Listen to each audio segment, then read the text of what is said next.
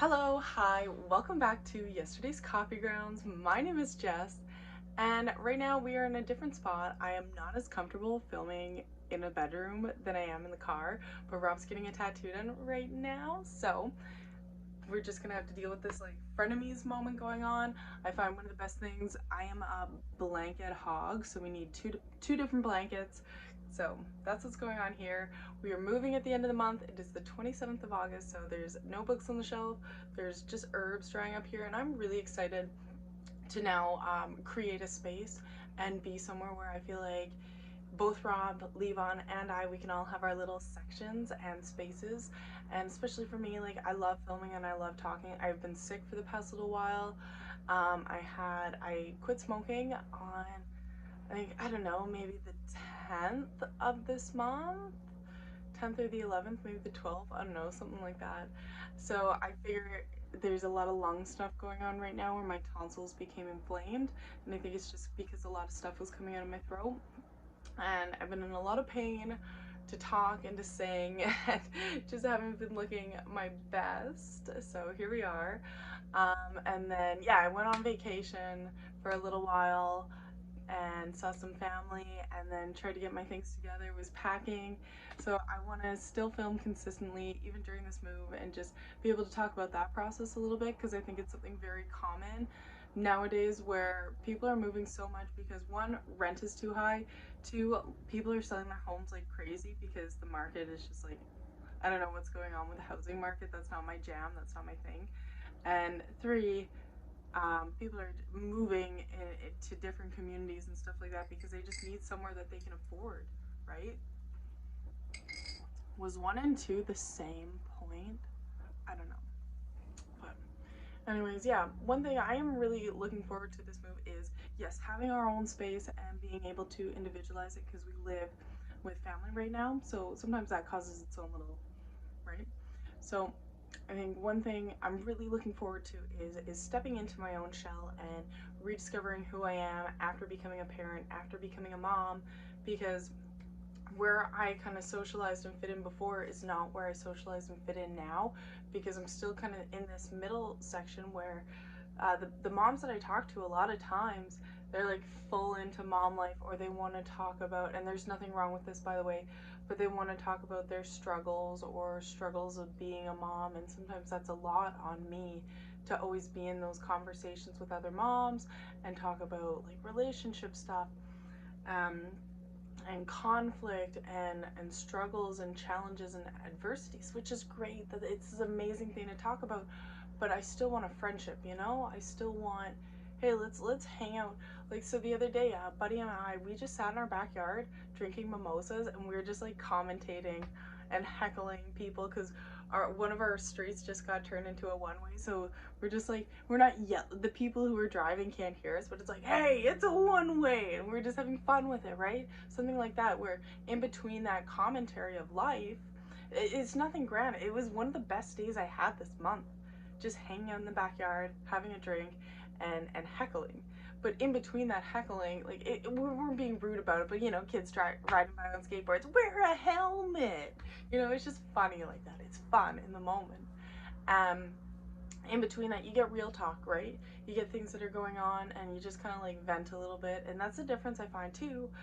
People don't like gender roles, gender stereotypes, but hanging out with a man versus hanging out with a woman is very different. And also, I'm comparing a single man versus a mom of two kids, right? With a husband or partner, whatever, right? It's also very different, but it's also a similar thing.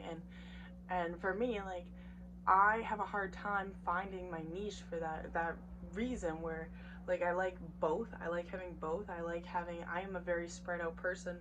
When I first started doing counseling in grade 10, I almost never went back to counseling because my counselor at the time, she had told me, I told her, I wrote out, I couldn't talk about my problems, so I wrote out front and back 3 pages of what I had going on and emotionally, and how I felt suicidal, and how I just didn't want to be around anymore, and I had a really tough time having connection, having friends. I was smoking weed, I was drinking all the time, and I was like, I'm having a really difficult time. And the counselor read all this, she brought me into her office, and she's like, we talked, I don't know, I don't remember what we talked about, but this was the one key thing that stuck out. She's like, Jess, I don't understand. She's like, you have so many friends. You're friends with the drama kids, you're in the drama program, you're on the sports team, you hang out with people who are not in, they're in the alternative school. Like, you have so many different friends and so many different groups. I don't understand why you're so sad. And it was kind of frustrating because I wrote it all out. And someone who's a professional like that, it was like, oh my goodness, like, it was really difficult to hear. And I was also partaking in self-harm at the time, so I didn't write that in the letter, and I really wanted to verbally tell that to her, but then she said that and I was like, oh my gosh, like, I have no reason to be sad, but I feel so sad inside, and I hurt for that grade 10 girl because I feel for her. And just not feeling like there was anywhere I belong. Like, all my friends had best friends. I was never the best friend. I had a couple best friends in my day. In my day. But I'm really, like, I have a really hard time. And it wasn't until grade 12 that I made my next and last best friend for a very long time, to this day. And we were good friends till about 2018. It's 2023, and I actually just tried to reach out to her not too long ago, and she's going through some things where she wants to talk but she's not ready, and I'm like, oh my gosh, I would love to just communicate with you. But yeah, I have never been someone trying to find my niche or my tribe is not in my cards. So I guess this came up because I've been looking at different ways of YouTube algorithm and how, because that stuff usually doesn't make sense to me, so I'm like, okay, I'm gonna try to make this make sense. And for me, I don't niche anywhere. I am not a niche human. I am so spread out, and I have so many things to offer and so many things that I want to receive in the world. So I see people who put so much emphasis. So I have a couple friends right now who are, two friends, that are into bodybuilding, and they have a bodybuilding competition in a month, just over a month. So watching them be enthralled in that, and both of them have two kids. So seeing them put all that energy into that and have that niche, right? It's not just exercise, it's a specific kind of exercise, and it's a performance exercise, and it's really fascinating to see. It's not my thing, it's not my style.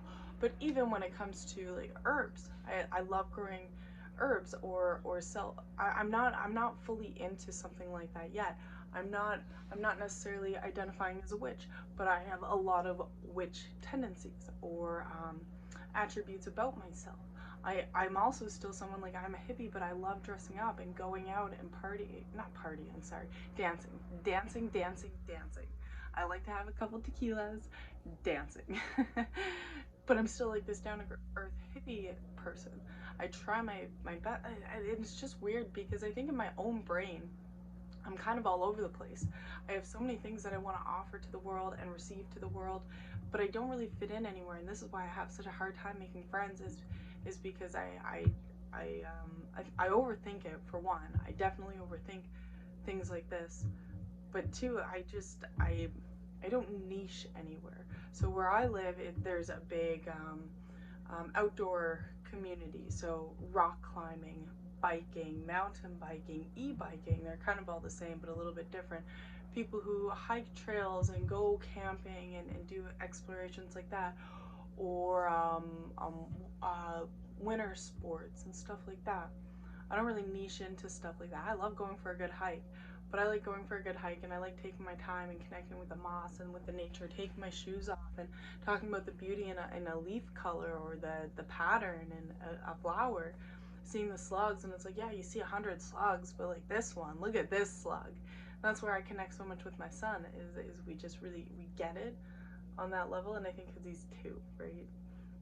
But I want to have more friends than just my child, right? I'm kind of getting lonely in that sense. Obviously, I'm getting lonely.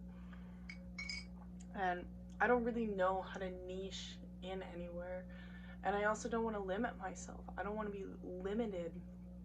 And I think I just gotta get over whatever fear and roll my shoulders back and have a little bit of confidence and stride through life, right?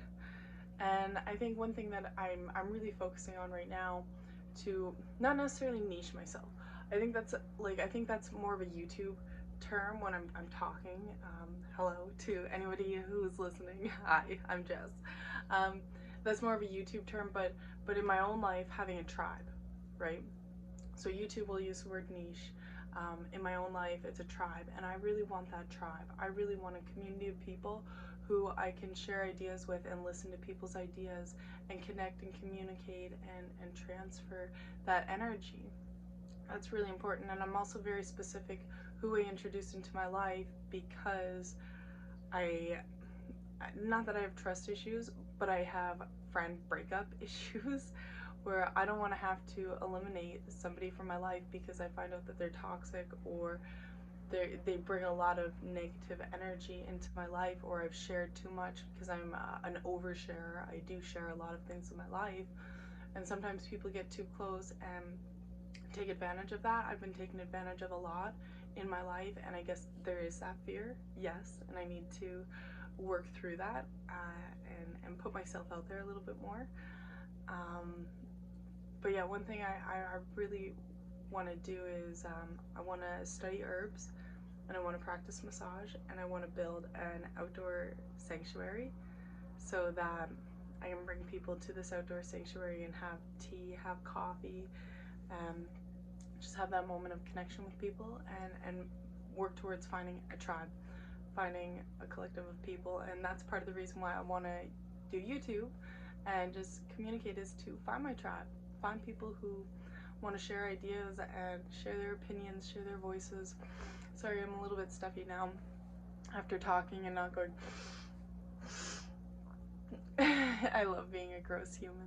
But on that note, I feel very calm. Thank you guys so much for letting me have this calm moment in my life, just expressing a little bit that it's difficult. It is difficult, and some people have it easy. Some people have had friends since they were 5 years old, and that's not all of our stories. Some people we've been hurt, we have been used, we have hurt people or have used people, and trying to work through that. And sometimes we just have a tough time. Sometimes we have anxiety or a social anxiety, and we have that fear, and together we can work through that. Not me, I am not a professional or anything like that. I am just someone who's saying that you're not alone, right? You're not alone, I'm not alone, and that's what gets me through a lot of moments like this, where I know that there's someone out there who could be listening, who makes it to the end this far. They're like, yeah, I get you, girl. We don't have the same story, but I get you. So, on that note, thank you so much for watching. My name is Jess, and I hope you have a wonderful day, wherever you are in the world. Bye!